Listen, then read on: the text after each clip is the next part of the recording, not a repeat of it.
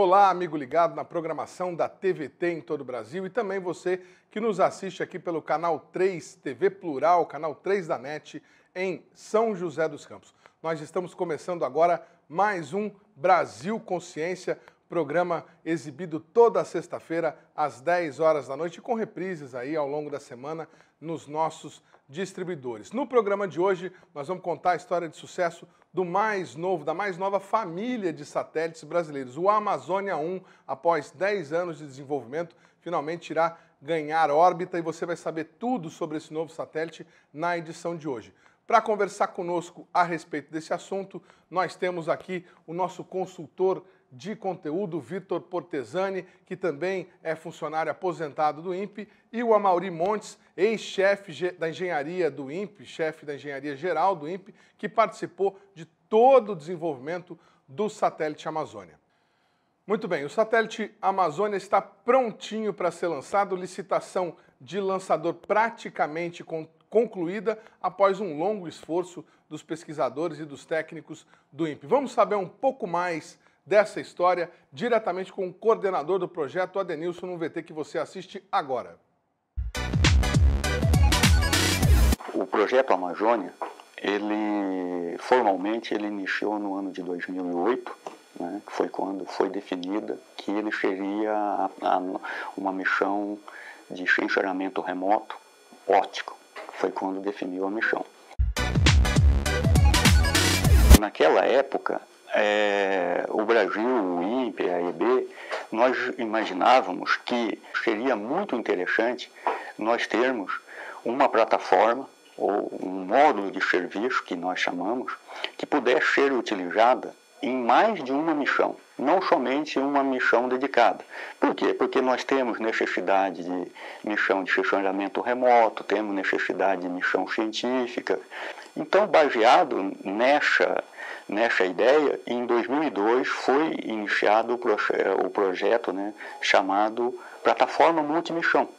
Mas ele não visava nenhum satélite. Então se trabalhou-se de 2002 até 2008, onde foram desenvolvidos e foi organizado o sistema que nós chamamos, né? Um satélite ele é composto por equipamentos, subsistemas e o sistema. Então nessa fase inicial foi definido o sistema e alguns subsistemas. Esse é um dos nossos grandes ganhos, que nós vamos, o Brasil, né, sozinho, partir de um projeto, integrar, testar, fazer a campanha de voo, validar em voo e depois fazer a retirada da órbita, que é o que nós fazemos. Saindo de sistema, a gente vem para subsistema, que também tiveram ganhos importantíssimos, que é o subsistema de propulsão, né? Que nós hoje temos no Brasil uma empresa qualificada para produzir um subsistema completo. Um dos marcos desse projeto é que a gente levou ao extremo, ou maximizamos dentro do possível, a participação da indústria nacional. Como nós gostaríamos de ter o maior número de participantes, a gente não pôde colocar nenhum prazo muito curto, porque ou se limitaria a concorrência, ou poderia até não se ter nenhum provedor. Então, o que nós colocamos? Colocamos que o lançamento é para ocorrer de 18 a no máximo 24 meses depois da assinatura do contrato. Porque com isso a gente garante que pelo menos aqueles que estavam mais adequados ou mais compatíveis com o satélite Amazônia, eles têm condição técnica de participar. E uma coisa interessante, durante o processo agora, a gente recebeu uma pergunta se nós gostaríamos de antecipar o lançamento. Pelo satélite, poderia ser antecipado. A nossa previsão é que ele fique pronto por volta de agosto do ano que vem, mais ou menos.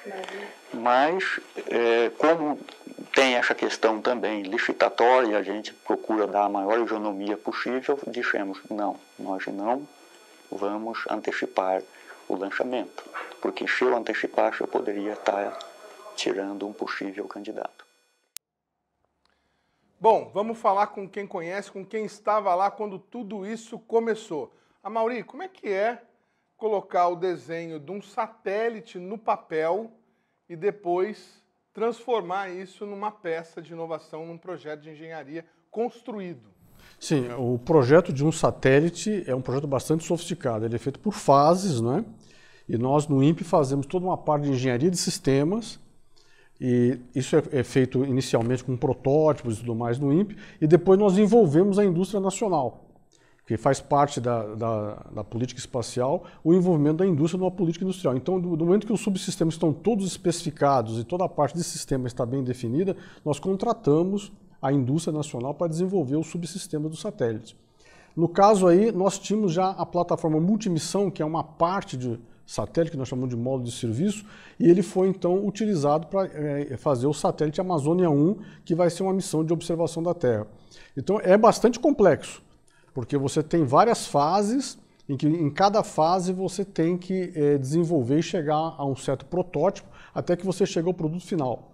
Então, normalmente você desenvolve uma fase inicial de projeto, que nós chamamos de projeto preliminar, em que as tecnologias são desenvolvidas. Depois você entra numa fase de projeto detalhado, onde é feito um modelo funcional ou modelo de engenharia, onde todos os testes funcionais daquele protótipo são feitos. Depois você faz uma fase seguinte de qualificação, em que você aplica não apenas testes funcionais, mas também testes de ambientais e eletromagnéticos. E uma vez que isso tenha sido aprovado, aí sim você faz o modelo que vai voar. Então você fica um bom período desenvolvendo a tecnologia, os processos, qualificando o projeto, antes de fazer a peça final que vai voar. E normalmente você consegue em 6 meses fazer os equipamentos todos de um satélite, depois que você tem domínio de toda a tecnologia. Por isso você fica vários anos com esse desenvolvimento, inclusive com a grande participação da indústria nacional. Nós vamos falar um pouco mais a respeito disso, vamos aproveitar aqui da experiência do Amaury para explicar melhor o que é essa questão do módulo de serviço, da PMN e de todos os outros detalhes do Amazônia. Vou perguntar aqui para o Vitor. Vitor, quando o Amazônia começou a ser desenvolvido, você já estava lá no INPE, né? Você saiu, já se aposentou e o satélite agora está para ser lançado em órbita. Você acha que demorou? Eu acho que, dadas as nossas características de país, né, a dependência tecnológica, eu cheguei no INPE, eu tinha 27 anos, e foi em 82. Eu já tinha uma experiência de trabalhar com eletrônica, como, vamos dizer assim, chão de fábrica, porque nós ficávamos no laboratório, e essas fases, como a Amaury comentou, eu participei de todas elas, né? Das elaborações, né? Dos modelos de bancada, dos modelos de engenharia e dos testes, né? Isso daí, nós chegamos com a missão espacial completa brasileira, o MEC-B, que estava se desenvolvendo naquela década, e nós estávamos começando a montar os laboratórios para poder dar, digamos assim, mais respaldo para o futuro, né? Eu acho que, claro que falta os recursos, muda governos, né? A gente sempre tem essas oscilações, né? Essas dificuldades, né? Tá certo. Bom, mas o satélite Amazônia, apesar das dificuldades, deve aí ganhar os céus. Ele não é apenas um satélite, é uma família. O Adenilson nos explicou, está previsto o Amazônia 1, que está para ser lançado, depois o Amazônia 2B e depois, possivelmente, um outro Amazônia que ainda vai ser definido qual será a nomenclatura e até quais serão os equipamentos que ele vai levar consigo ao espaço. Esse primeiro Amazônia vai funcionar de uma maneira bastante interessante, passando sempre no mesmo horário por cima do Brasil, por sobre o Brasil, para poder fazer imagens com a mesma condição de luz. É um objeto de engenharia muito bem elaborado, que deve ser enaltecido. Nós vamos ver agora com o próprio Adenilson como é que ele funciona. A plataforma multimissão, que é o módulo de serviço do satélite Amazônia 1, ela foi projetada para operar em órbitas equatoriais, né, bem na linha do Equador, órbitas de baixa inclinação e órbitas polares, que permitem que a gente consiga ter uma observação, né, do globo completo. Tá? E no caso do Amazônia 1, além dessa configuração de órbita polar, a órbita foi projetada de tal forma que quando o satélite cruza do norte para o sul, passando exatamente no Equador, o horário local seja 10h30 da manhã. E esse requisito é para que as condições de imagem, em qualquer lugar que seja, ou dias diferentes do ano, a iluminação seja a mesma. Então essa é a razão.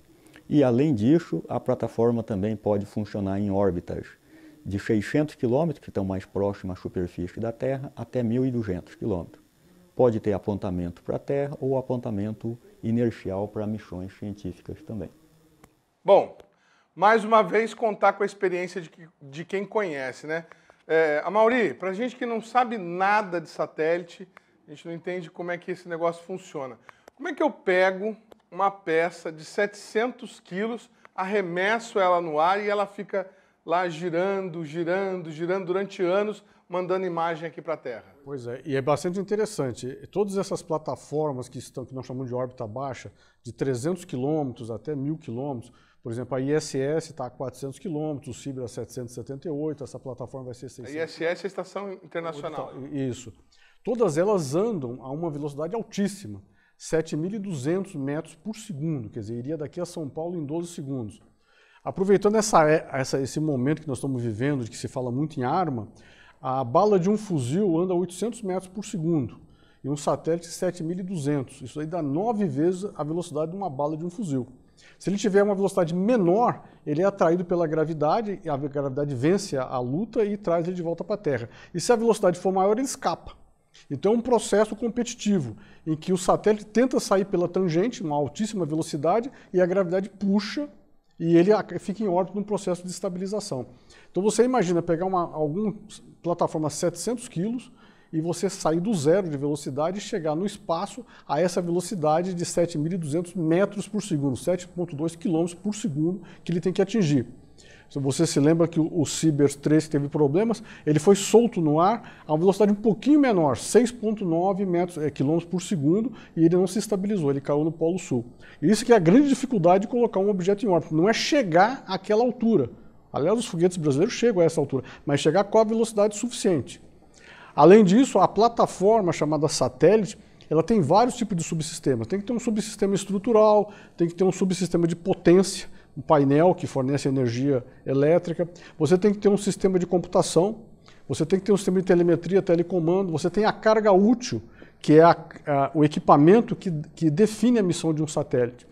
Se o satélite tiver uma câmera de observação da Terra, ele é um satélite de observação da Terra. Se ele tiver um instrumento científico, ele é um satélite científico. Se ele tiver algum outro tipo de instrumentação principal, isso define a missão do satélite.